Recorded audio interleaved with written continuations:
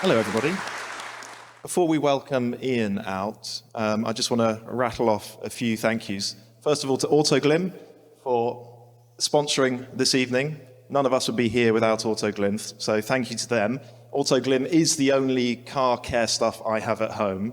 I think that's true for you as well, Andrew. Yeah, and I did before these guys sponsored us. So, exactly. Yeah. We're not being paid to say that. That is true. No, it really is true. So thank you to them. To everybody at Callum for being so accommodating, thank you. It's a great facility. Hopefully you've all enjoyed having a look around. So thanks to everybody for making it possible. To all of you, thank you so much for continuing to support us at the Intercooler, for turning out tonight, for bringing your cars out. It's always brilliant to see what you lot turn up in. For not watching the football, thank you for that. Yeah. I counted 6 Alpines. That's extraordinary. Plenty of... You have a lot to answer for, don't you? I do. Thanks, everybody. Plenty of Ian's own cars as well. Lots of F-Types, which is very fitting. There's a Project 7 here. I know. Yeah. The less said about that, the better. Oh, okay. Well, that brings us on to Ian, doesn't it? Britain's greatest living car designer? I think so. Don't tell Julian. But Don't tell Julian. Yeah, I mean, he started in the 1970s. I think 1979 he got his first job at Ford. And since then, well, you don't need me to tell you because you're all here, of the extraordinary designs that he's been responsible for.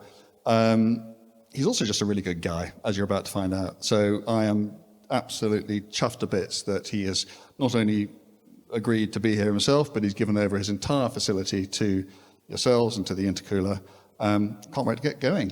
Yeah, and most importantly, he's neither English nor a football fan, so he's here. He has turned up. So Ian, will you join us, please? And please, a round of applause for Ian Callum.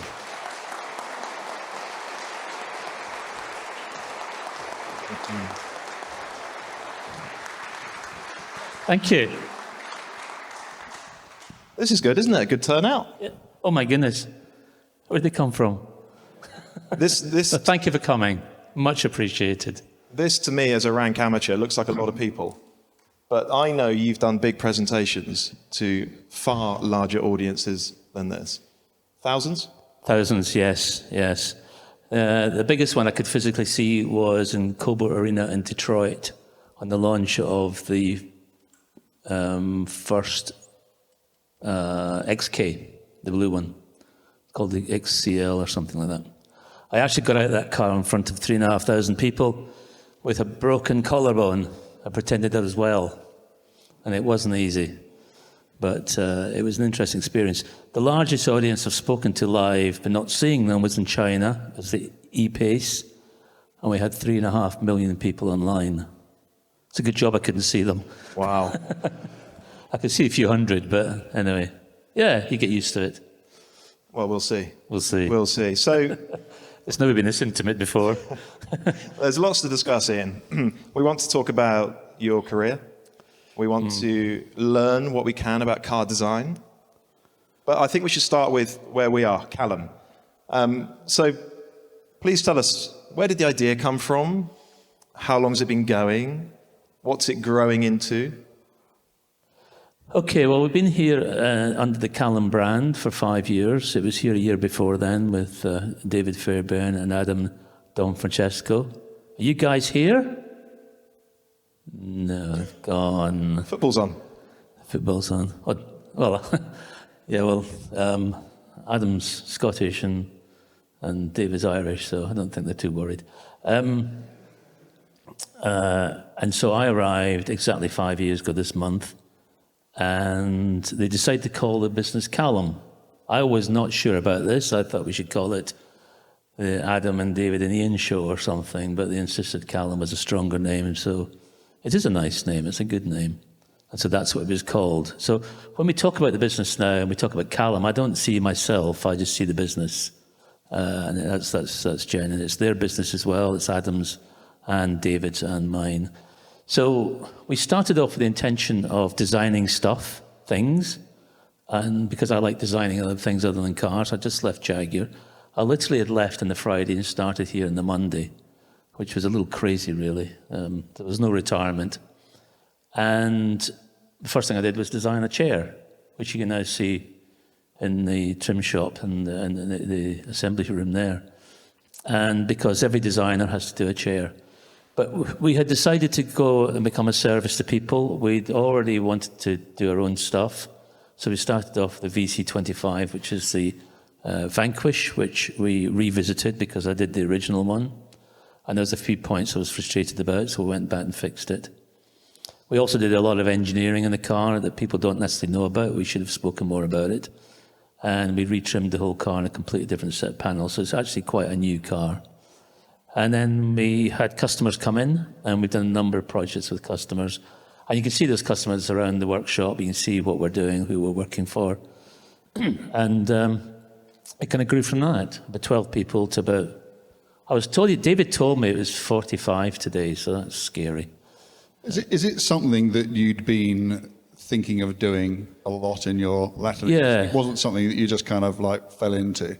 No, it was something that David and I had discussed for a long time. I didn't know Adam that well, but David did. He worked at SV in JLR, as David did as well. But David and I know each other for 20 years. He actually used to work for me in design at Jaguar. And we've been discussing this for about a good 4 or 5 years before I left. And I only wish I'd done it sooner, frankly, because we just end up having more fun and we're doing stuff. But the thing that's coming out of it is that both Adam and I want to produce our own cars. It's great working for other people as long as you can get to do what you want to do. It's not always the case, as I'm sure any of you who work for clients know. And you have to just get on with it and do the best job you can. And part of that, a lot of that is fun, especially when you get cars like the CX-75 to rebuild. However, ultimately what we want to do is build our own cars. Very ambitious, crazy, bit loopy. I wake up some mornings and wonder what we're doing, but if you don't try it, you'll never know. So that's really our long-term ambition, is to become a car company. And what sort of, when you say long-term, what are we talking about? When could we see the first? Long-term's a bit worrying, isn't it? Pure Callum car. I'm 70 this month. My goodness. I did spot that on your Wikipedia entry. Yeah. Dear me. I don't know really. This is all. I see life as being quite fluid now. I kind of go with the flow, but push it along a bit. And long term is as long as it takes to happen. We're working with the Sky at the moment. As you may be seeing, it's an off-road vehicle. I think it'll be very successful. Certainly as a product, it will be very good. I'm quite sure of that. And the sort of response, the feedback's been positive? It's been very positive. We've got a few deposits. I won't say how many. We've got money down deposits. And, we're looking for backing now to continue. We've funded it ourselves with our own profits up until this point. So it's quite expensive, as you can imagine, building prototypes. But the next stage is to get some backing and start going into development and production, and hopefully by 26 we will have cars on the road. Hugely ambitious project, and I've seen so many other people fall by the wayside when they take on such ideas and schemes. But the difference we've got, Adam and I and David and many of the people who work for us, dare I say it, we know what we're doing. We've done it a lot. We know the ups and downs, we know the pitfalls, we know business plans, we understand bill of materials, bill of process. We've lived with it I have for 45 years. And so there is so much that we can bring to this as a catalyst to hopefully allow it to happen.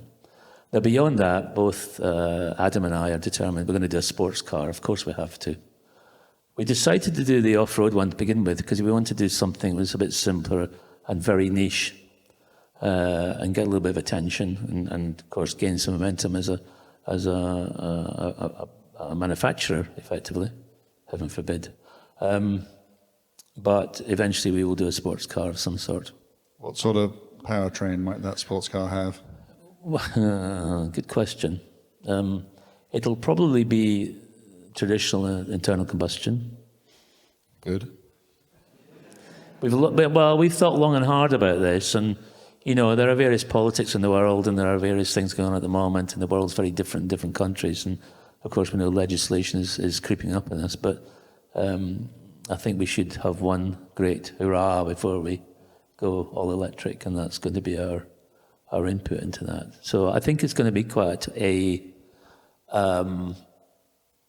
I would like to think it's quite an exotic car, but we don't know yet. We haven't done it, but this is our plan to do so. We're available to consult, aren't we, if you need any, Of course. any input.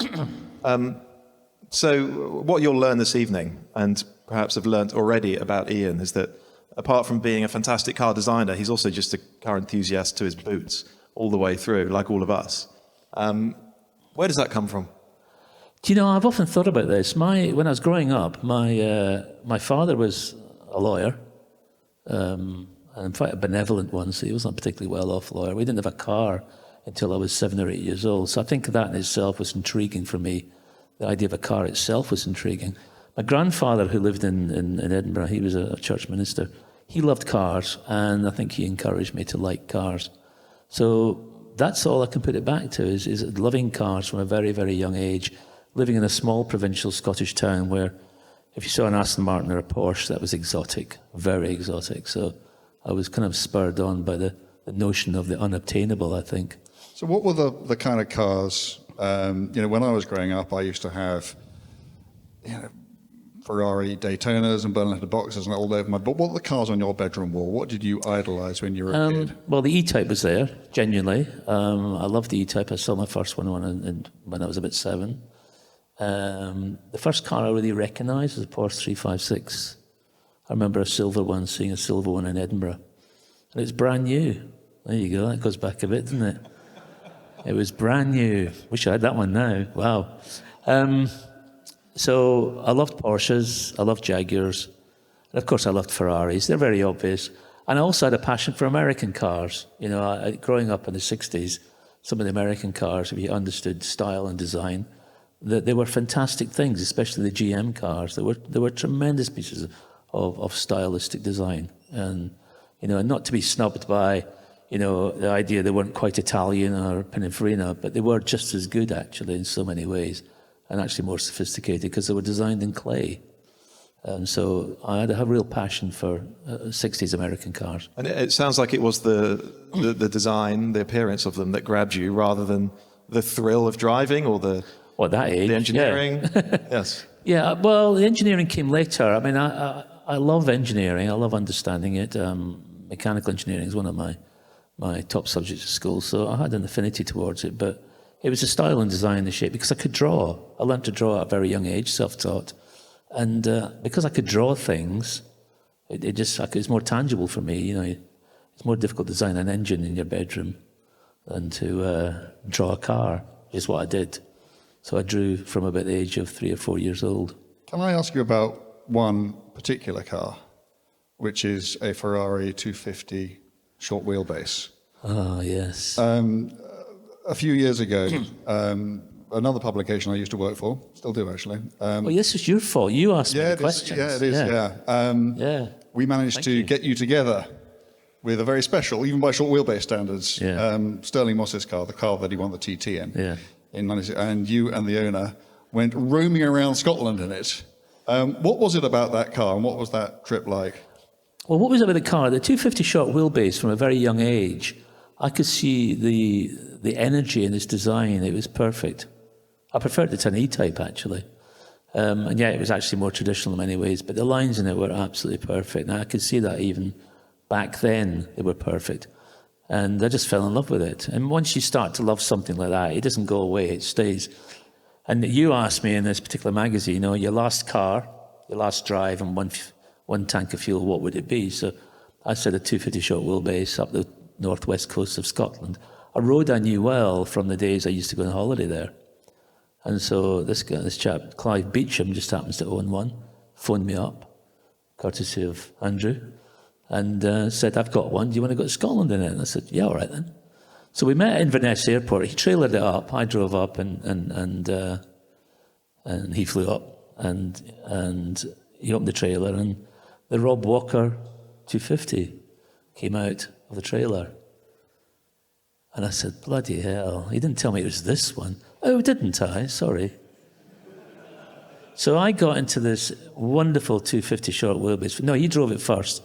Dunlop racing tyres. I mean, when you grew up in that era, just a pattern on Dunlop racing tyres put a tingle through you.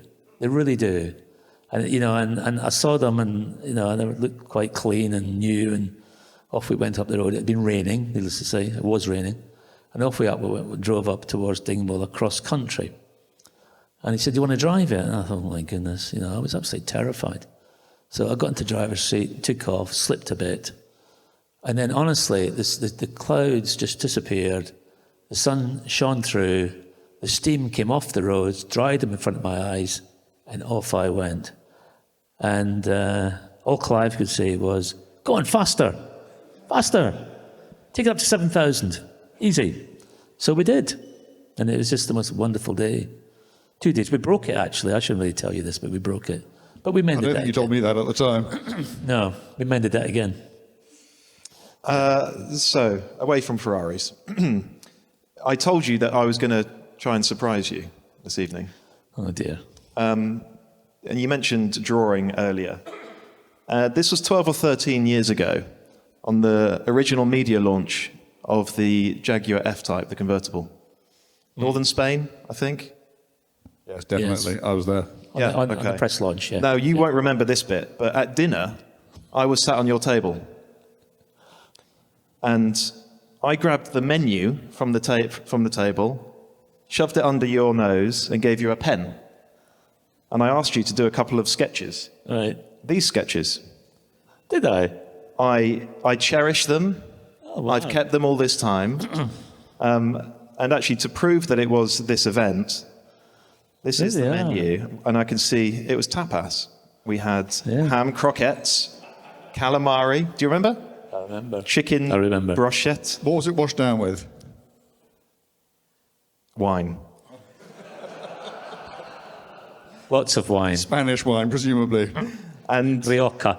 this was the first one that you did for me. And you were very on brand, on message. This is the F-Type Roadster. Looks something like it. And it's a quick sketch in biro, but you can tell exactly what the car is. Yeah. And you signed it. So I cherish this. How many wines was this after? Several. Yeah, it looks like it. And then you did another one for me. And Yeah. the great thing about this was, I just asked you to sketch the F-Type for me. You did that, and then you said, "Have you got any more paper? I want to do another one." There must be a lot of wine then. And I grabbed a scrap of paper. This is the media drive rotation plan. Right. Am I on it? No, you're not.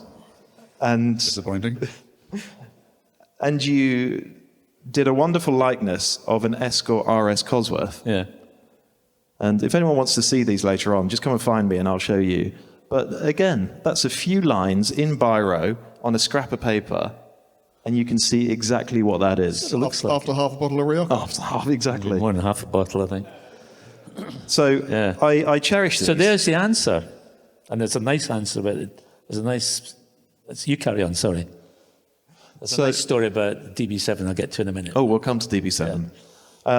So I just wanted to hear you talk a little bit about sketching. Is it something you do for fun even now? Let me explain that car first. There's a lot Go of on. fathers to the RS Cosworth. And, there's a lot of fathers to a lot of cars that seem to work. But what happened was I was at Ford. I tended to be the guy to go to fix performance cars because nobody else at Dunton and Essex was particularly interested. Can you believe it?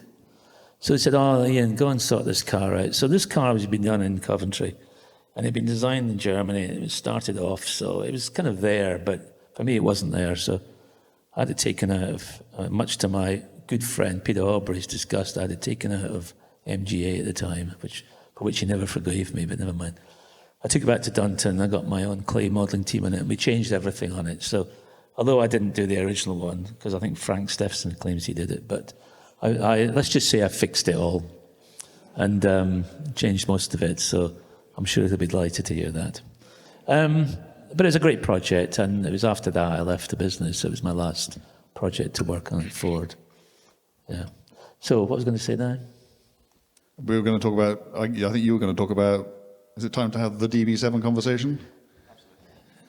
Well, So on the can- DB7, we were modelling the... Can you just Yeah, go on. explain where that car came from? Because it was never meant to be an Aston Martin, was it?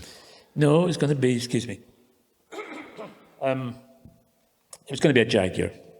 And what happened was that the Jaguar XJ41 had been created. Big car, big four-wheel drive car.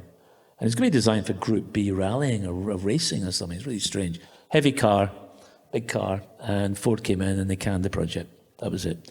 So Tom Walkinshaw, being Tom, said to Jaguar, well, I'll do it for you. I'll put it on an XGS platform and we'll do it for a quarter of the price. Ford thought this was a reasonably good idea. So we started it and we got the proportions put in. And there were fundamental proportions I felt a modern car needed coming from an XGS platform. So we moved the screen forward, we cut the back off, we did various things to it to get the proportions right. And that's a fundamental part of any design to modernise the car. As it stood in silhouette, it was not going to work. And so we got the proportions right to what would have been a good-looking sports car. And by the way, the car that inspired these proportions was the Nissan 300ZX. Nobody knows that, but they do now. I didn't know that. There you go. And I loved that car too. It's a beautiful car. And so we got the proportions blocked in and it was all blocked out and it was starting to look good. And the Jaguar people would come in and tell me what was wrong with it. And I'd listen politely to them. And, you know, it was all a bit humble pie, but never mind. And so we continued with it. And then Jaguar decided they didn't want it. They didn't want their new sports car to be in an XJS platform. It wasn't good enough. So there Tom was sitting with a half-baked project. The packaging was sorted, but that really was about it. And some of the form was in, very roughed in. And he came in one day and he said, we're going to do an Aston. He spoke like that, by the way. I said, oh, good. So he brought in Walter Hayes from Aston. I said, Walter, Ian's going to design an Aston for you. So we did. It turned into DB7 at that point. So am I right in saying that the clay model, which you had done for Jaguar, the same clay model you turned into the clay for the DB7? It wasn't finished. So it was halfway through. It wasn't really the car that was going to be the Jaguar. By the time we worked on it, now, there's some politics involved here. We had to sort of make out what we were still designing a Jaguar. Because I suspect somebody else was paying for it. I don't know. And so, but I knew what it was going to be, and we didn't make any mark on it until we decided we got the proper contract written up by Aston Martin, which wasn't much later actually. And so then we started focusing it to be an Aston. But it never really finished as a Jaguar, no. When the DB7 was finished and it was unveiled, I can remember it sitting on a plinth outside Goodwood House at the first ever Festival of Speed in 1993. Right. 31 years ago. Had you any... You know you're getting old when your cars become classics. Yeah, absolutely. If I could be so bold to say so, yeah. But had you, I mean, clearly you must have been happy with the designer, but did you appreciate at the time that this car would have such an enormous impact? Oh, I remember now. It was red, wasn't it? Yeah, I think so. Because I wanted a red one. So they painted one in red for me. Wow, that was a time, yeah. No, I didn't. You know, and when we'd finished the car, we didn't know it was going to be called a DB7.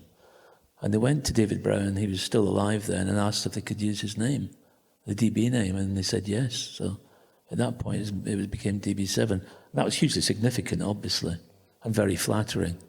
Yeah, I had a sense of pride, yeah. And in terms of your own career, that's a huge victory to have, isn't it? And was that the car that really announced your arrival at the top table? I realised at that point it was going to go one of two ways. I would never get another car design again in my life. And do you know what? The way I felt, I thought, okay, I've done it. That's fine. And I took one up to Dumfries, where I come from in Scotland, and I drove it in early in the morning with my two boys, one of whom's here today. You still here? Oh, there you are. And they were cramped up in the back seat. Do you remember that? Yep. And I drove into Dumfries in the DB7, and it was early in the morning. I don't know why. And I pulled in to get petrol, and I thought, yes, that's all I wanted, to drive into Dumfries in a car I designed. Wow. And that was it. Must have been quite a moment. It was a great moment for me, and I was happy after that. I thought, well, if it never happens again, never happens again. Is there any sense, because, I mean, you are so often described as Ian Callum, the man who designed the DB7. Is there any sense that you would rather not have been just defined by a single car, or are you incredibly grateful to it for everything that it did for I'm you? hugely grateful towards it because it didn't happen.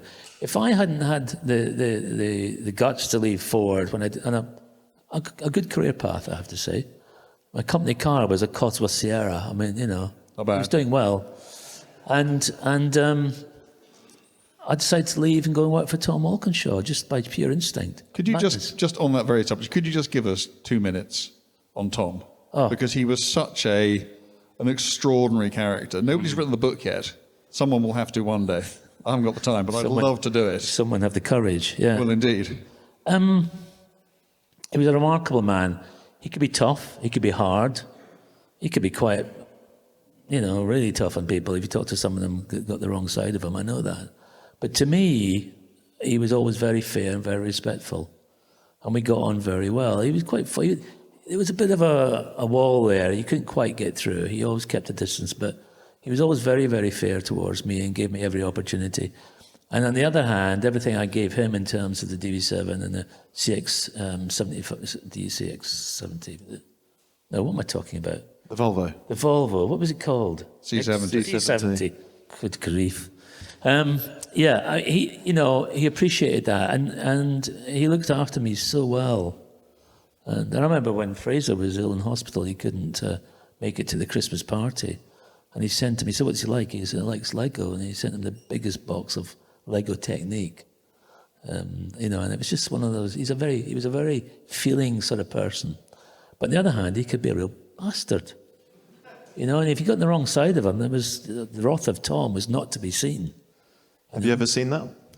No, I thought I had once. I thought I was going to when we crashed his XJ220. His XJ220. I remember this. You remember this? Yeah, I remember this, yes. And we somehow got the remains to the Millbrook test track where we were meant to be recording some performance figures. When I say we, it wasn't me. I was following it. So I was certainly a horrified observer. But anyway, and I was standing there with, you remember Fiona Miller? Yeah, Fiona, I remember Fiona. Who was, I think, Tom's PA at the time. And Tom's helicopter was coming. PR. Yeah. And turning. We'd done quite a lot of damage to this car. It went over a roundabout rather than around it. And It's Jaguar brakes, eh? yeah, exactly. I can remember saying to Fiona, what's going to happen next when we tell Tom what has happened to his car? And she said, well, it's very interesting because either you'll be absolutely fine or God help you. And so the culprit sheepishly approached Tom, who was looking fairly fearsome at the time, and told him what had happened. And Tom put his arms around his shoulders and said, I won't do the accent. Shit happens, mate. Don't worry about it. And then sent us an enormous bill. That's fair enough, isn't it? Absolutely. There you go, that's Tom. I want to preface this question just by saying that I think the DB7's gorgeous. I always have done. Thank you. When I was a small boy. Thank you. I think you've told me in the past that, in hindsight, you realised that you got the front grille wrong because you said a very sort of familiar graphic should be bigger. Yeah. And then Vanquish follows a few years later with I got the bigger that wrong grille. too. Did you? Yeah. No. Yeah. Grill wasn't big enough. Yeah, I got it wrong. But the lesson learned then. Yeah, but I keep learning it because I got to the XF, that wasn't big enough, and I got to the XJ, that wasn't big enough, and so it goes on. Because things move on. Which one of those two cars were you happier with, just in purely design terms, DB7 or Vanquish? Vanquish. Yeah, me too. Yeah. Because it's a real spirit of spontaneity. I went home for a weekend. This is a personal car design. Car design was for me working for Tom and then working for Aston through Tom. I could go home for the weekend with a sketch pad and draw the Vanquish. Work it all out. It took me forever. I went through 2 solid days of trying these different ideas. And the whole process of sketching what's in your head is very, very hard. And eventually I got the sketch right. And it's quite a well-known sketch now. You see it quite often.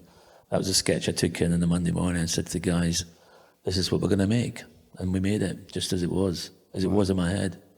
So And you didn't have some pre-existing platform to no, base it's a it brand upon. new platform. So you didn't have to subscribe to any hard points which already, you could just design the car you wanted. Not really. I mean, apart from legals, which then in themselves were difficult, the legals. But But nothing compared to today. no, it was we got a wheelbase, and that was about it. Yeah. Maybe a track, that was it. And after that, it was down to us. And we got one design review for that car, and that was, and Tom wasn't even there. He was livid. Jack Nasser flew in for the day, as he did, in his helicopter or aeroplane or something. And Bob Dover, who was the MD at the time and since become a very good friend of mine, he said, let's have a design review with Jack Nasser. He's flying into Europe. And Jack then was, I think he was high up in the Ford Empire, and he was also, I think, chairman of Ford of Europe, or thereabouts. Yeah, exactly. So Jack came in, looked at it, and he was just a straightforward Aussie. He knew Aston Martins because he owned a DBS. So unlike a lot of his Detroit compatriots, he knew when Aston Martin was. He knew Sorry, it was. can I interrupt? Is it true that there were people in Detroit who thought they'd bought a company called Austin? Aston Martin, yes. The CFO used to call it the Aston Martin. And honestly, a lot of the people over there at the time, not now obviously, but didn't really know what they had. But it was a failing company. It wasn't anything special. The Bond days had gone, all that was gone. They were building the V cars, one a week, losing money. And so we had to build this affordable Aston DB7. But then we came along when he says he wants a replacement for the V car, so the Vanquish happened. And it was a very spontaneous car. I had one design review, and everybody left me alone. Let that be a lesson. So Jack came in and went, yep. He said, no. He said, I don't like the taillights. Look too American. Change them. So we did. That was it. That was it. Wow. It was But it's not like that these days. No. Nowhere near it. So we did XF, for instance. We'll talk about that later. But there's a lot of angst about this new Jaguar that I was going to create for the company, and they knew it had to change the brand. It had to be different. And I had one design in my head, which I tried to work into the system. We did 30 models, 30, to try and convince the management somewhere in this mist there was the right answer for Jaguar. Yes, that's not so It was all spontaneous. fodder, actually. It wasn't necessary. So after the DB7, after the Vanquish, you became design director at Jaguar. You were there for 20 years, from 1999. Yeah. And you modernized Jaguar design. Thank you. You did. And you sort of moved it away from that very traditional look, particularly with the 2006 XK and even more so the 2010 XJ. XF. Yeah, exactly. And then the F-Type soon after as well. But you've told me in the past, you actually were not brought into Jaguar on a remit to modernize. You had to do that yourself. Not really. I think there's a realization after the XJ, which is a 350, if I remember, the aluminium one, which technically was a supercar. That was a 350, yeah. Yeah, a supercar. I mean, its mechanical attributes and everything were really up there. The only aluminium monocoque car of its kind. Yep. Much bigger, but hugely lighter than the car it replaced. Absolutely. But it looked a lot like its predecessor. Yeah, I mean, it was technologically, it was state of the art, and it just didn't look that way. Well, and again, Jaguar didn't PR it very well in that respect. It didn't use the technology to its advantage and the attributes and the assets of building a lightweight car, MPG and stuff. But anyway, I looked at this car when I first arrived, and I was still designing Astons then, and the DB9. I was doing the DB9 at the time in the Jaguar studio, incidentally. And the Vantage. And the Vantage, yes. That's interesting. Anyway, we'll get to that. So I was looking forward to doing the Jags, and where were we going with this? Oh, yes. The point was, I grew up with Jaguars in the 60s as a teenager, as a rebel. And I loved the fact Jaguar always on the edge. The XJ6 was a fabulous car, and it was slightly rebellious. It was better than any of the German cars at the time, certainly drove better. And it was low, and it was sleek, and it was just a beautiful thing. And it had these huge wheels. I mean, they were 15-inch wheels, but they looked like this size. To a 10-year-old, they were up here.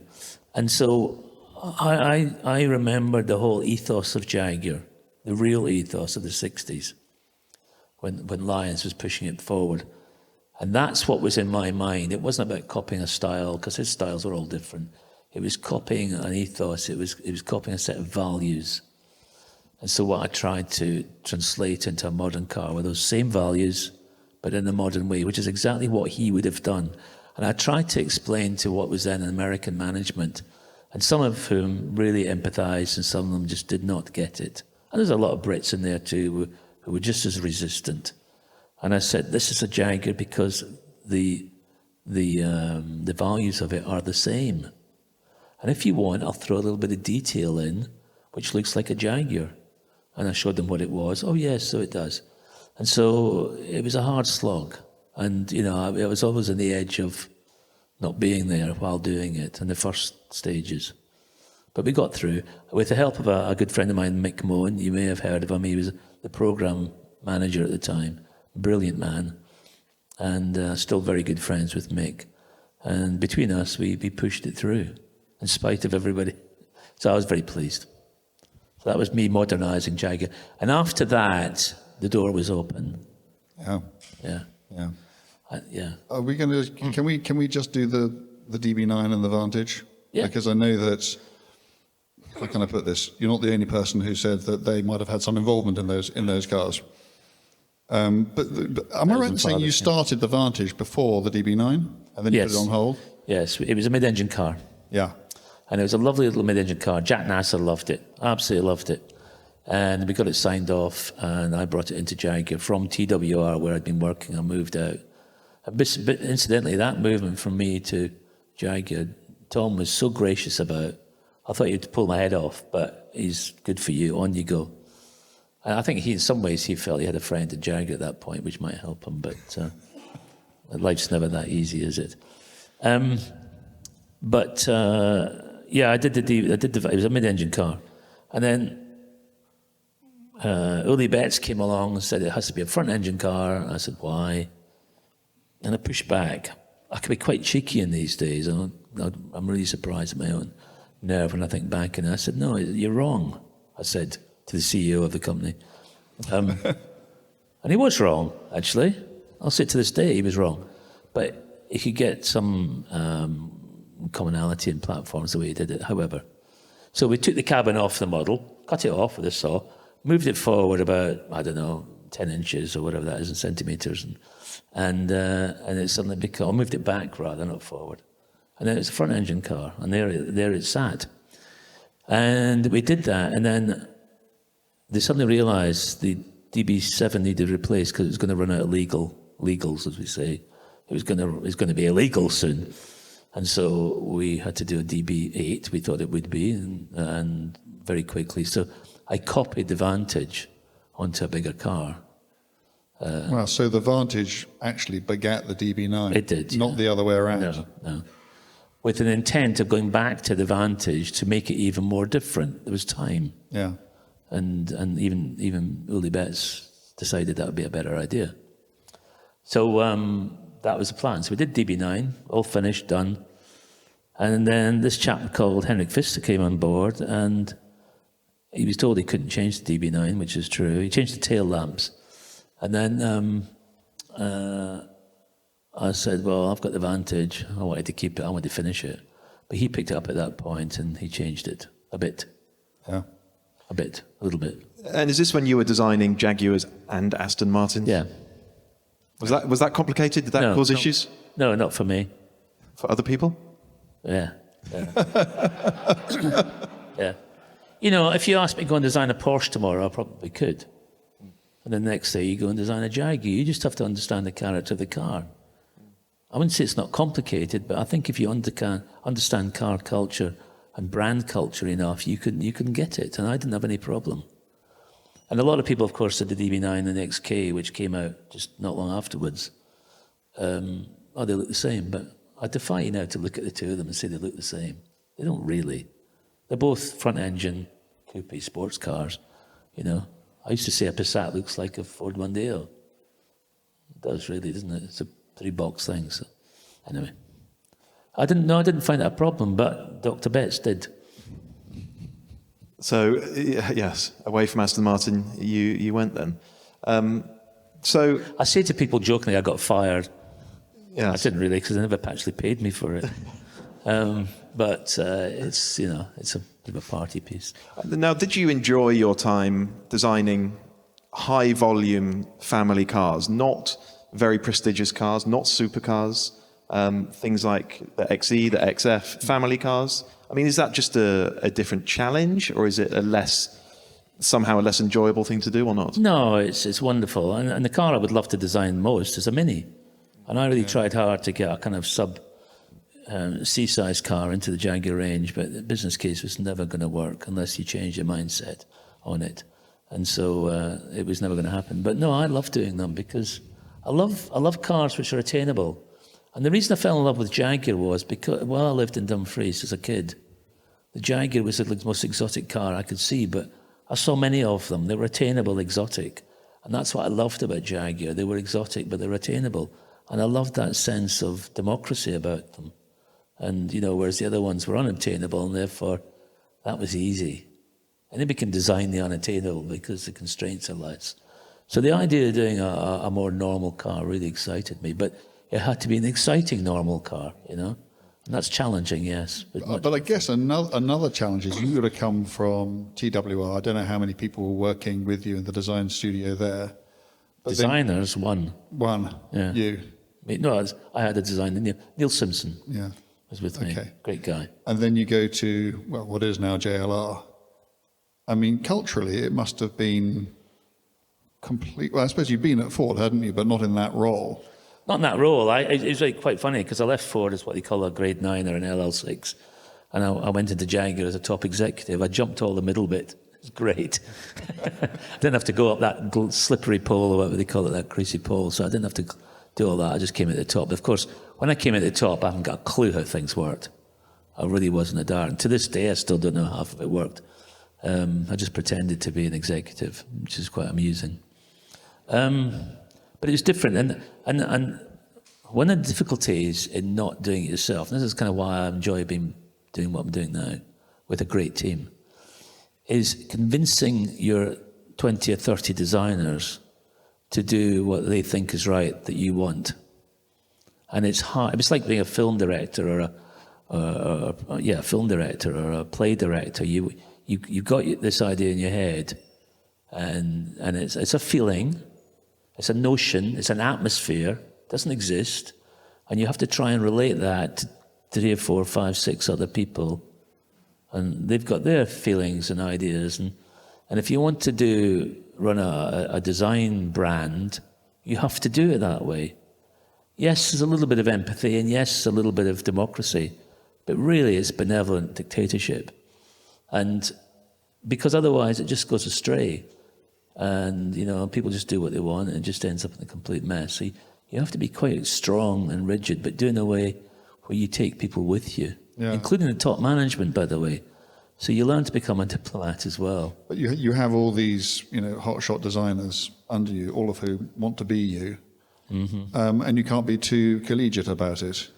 No, and I had my favourites. And it's quite funny because Julian came to work with me quite early, and that was my doing. And this is Julian Thompson. Julian Thompson, yeah, and we're very good buddies. But we were like we're like a married couple. We just kept squabbling with each other about stuff, but it was a good balance. But I had my favourites, and I won't say who what. And Julian said, "Well, I was here in your office." So, but you know, it was a great atmosphere. We had people. I brought people with me. Yeah. And people to this day say, you know, that time at Jaguar was just brilliant. It was like, and we were at Whitney, so it wasn't the big glass house of Gaydon. It wasn't posh. It was kind of like little cottage industry, really, and it was just a feeling of trust. It's good. Can we see a show of hands, please, for everyone who's turned up in an Ian Callum designed car? Oh wow! Does that make you proud? I haven't got one today. That's fantastic, though, isn't it? That's fantastic. Yeah, thank you. And I appreciate that. I've seen loads in the car park, loads of your cars, plenty of F-Types, XKs, some XFs.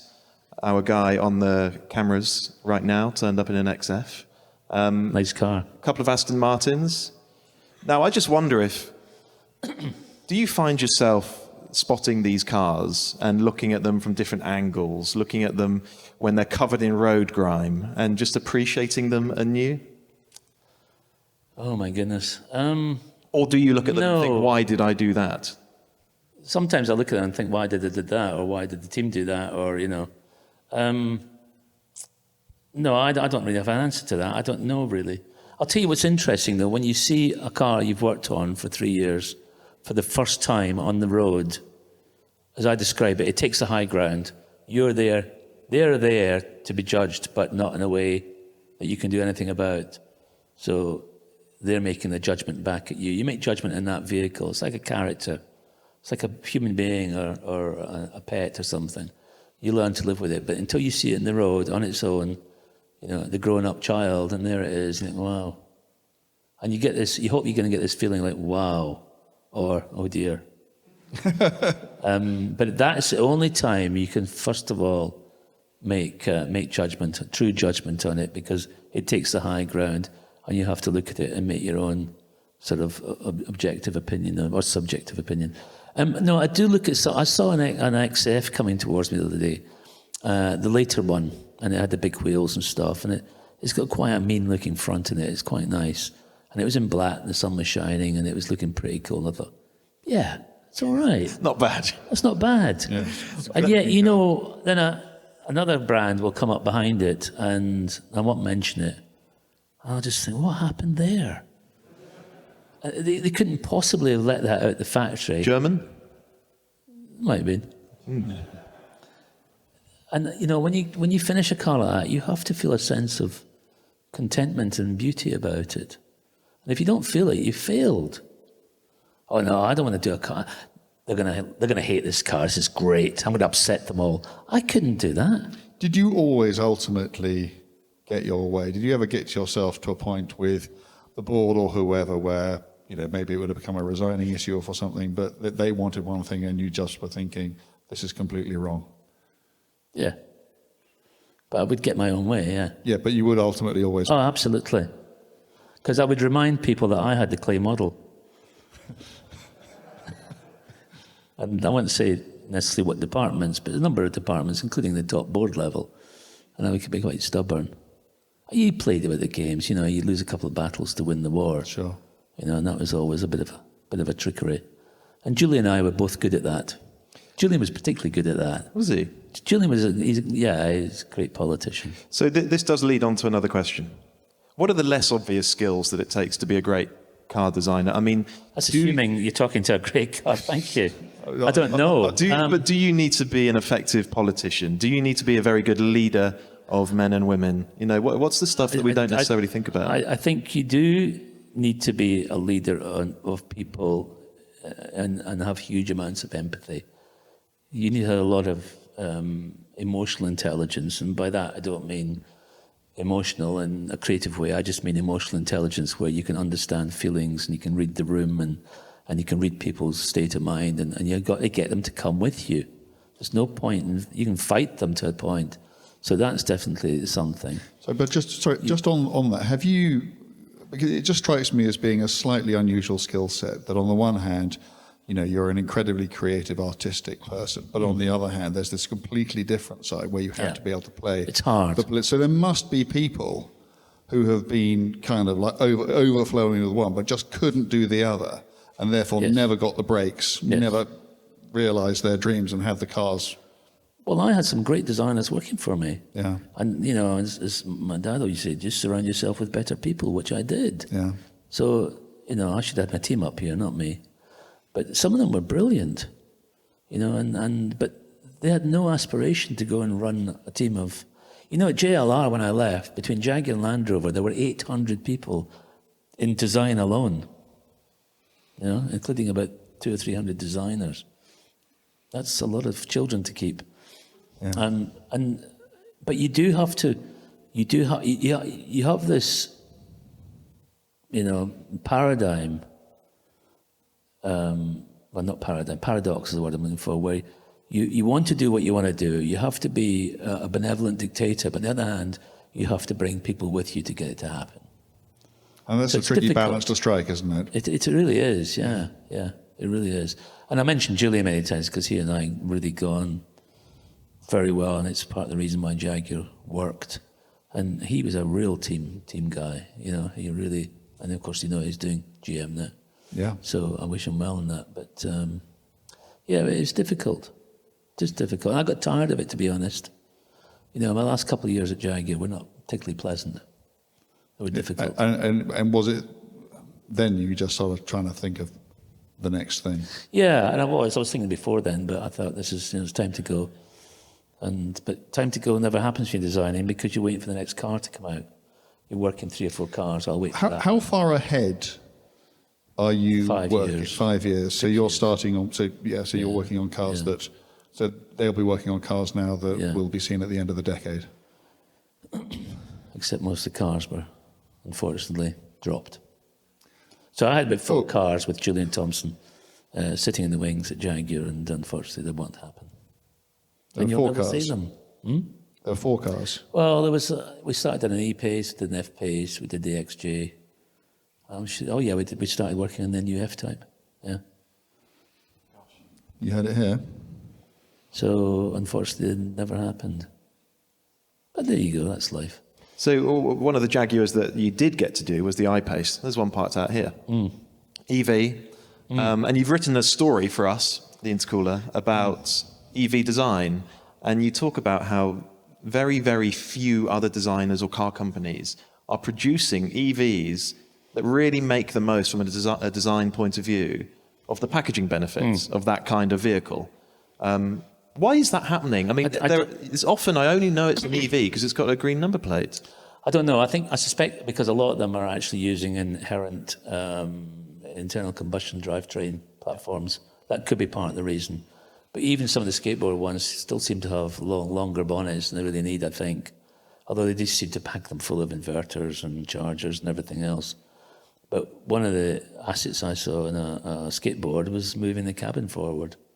And that's what we did in that car. And I've never, apart from that, Kia, I can't remember the name of it now, it's quite cab forward, quite a pretty car. EV6? Yeah. That's got a bit of that proportions about it. But apart from that, I haven't seen very many that have taken on board. I don't know why. And I don't think somebody says, let's not frighten the public and do something too radical. I mean, some of them have clearly gone down that road, haven't they? They've tried to be very conservative and think that... Maybe they think it's... But from a pure design point of view, not having to package a car around a large internal combustion, was that quite a liberating thing for you? Oh, hugely. Yeah. Yeah, hugely. Really exciting. Yeah, because, you got a platform, 2 motors. Okay, you got these components, but they were only joined up by wires. So they didn't have to be stuck on a gearbox or an axle, or they could put them anywhere. And above that line, you could do anything you wanted. Within the realms of physics, of course, and some geometry. Yeah. But we moved the cabin forward. We moved the front seats forward from a traditional platform by about 100 millimeters, 4 inches, which may not sound much, but when you get inside a car, that's a lot of extra room. Yeah. And actually, when you get into an I-Pace, there's a lot of room in there, which is unusual for a Jaguar. Really. So we do have the Q&A coming up, unless you've got any more burning questions that you want to... I just wonder if you could talk to us, you may not want to, a little bit about the Jaguars which didn't make it, because I know there was an XJ. We've written about it, and we know that there was a J-Pace. Cars which were, I believe... I forgot about that one. Yeah. Was there? Really? Yeah, well, so I read in the press. Is there anything you can say about the cars that we will now never see? Well, like the I-Pace, they were very much designed as electric cars to a degree. And so they were quite interesting proportions. They were handsome. They weren't without their constraints, but the new F-Pace and I-Pace would eventually join forces, become an F-Pace, I suppose. I don't know. An F-Pace. And so that's what we were working on. It was quite a handsome thing, but we hadn't got totally finished. Julian and I were determined. I mentioned Julian because he really was my partner in crime in this whole business. We were determined to get an F-Type out.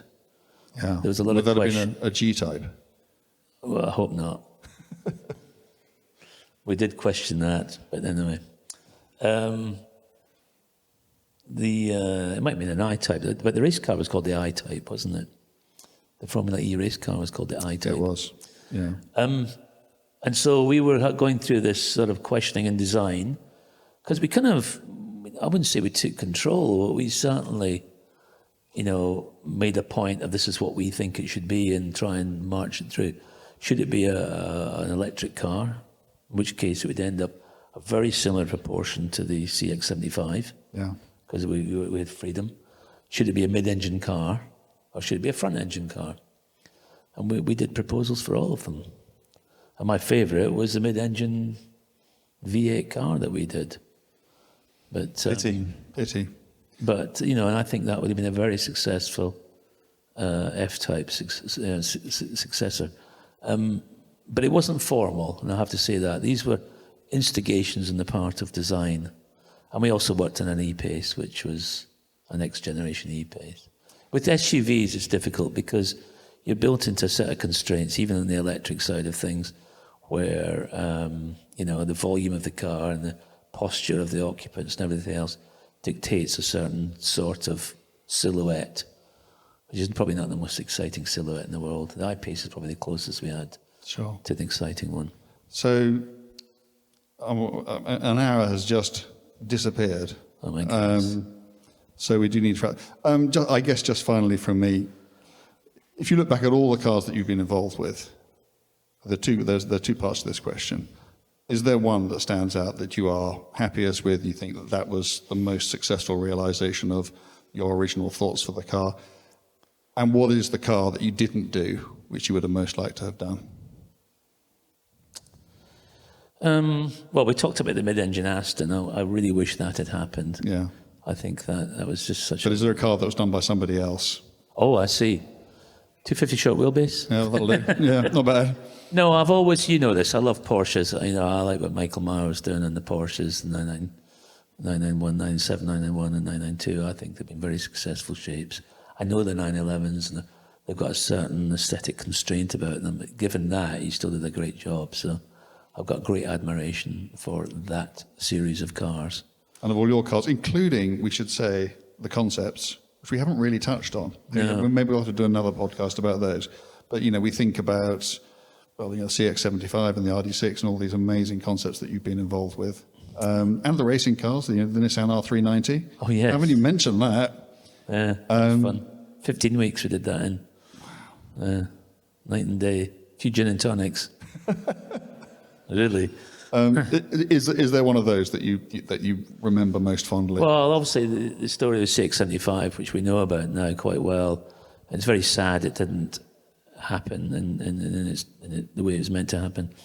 I find some poetic justice in the fact it seems to have found its way back to me to get fixed up, which I take some satisfaction in. And Sure. we didn't go looking for it, it just happened that way, which is very satisfying. I hope we get some more to do. The next generation F-Type, I would love to have been involved with and get that out the other end. A lot of people argued at the time there was no real market for the F-Type, or a sports car rather. Sure. I argued differently, being the enthusiast I am, that when we brought the F-Type out, I said to the director level, because I was actually on the board for a while, and I said, look, we've got the makings of probably the only 911 competitor in the world here. Yeah. Now, you could have picked holes in it. The weight distribution wasn't right. Weight distribution wasn't right. Look at a 911. If you want to put an engine in the wrong place, but I do love them. Don't get me wrong.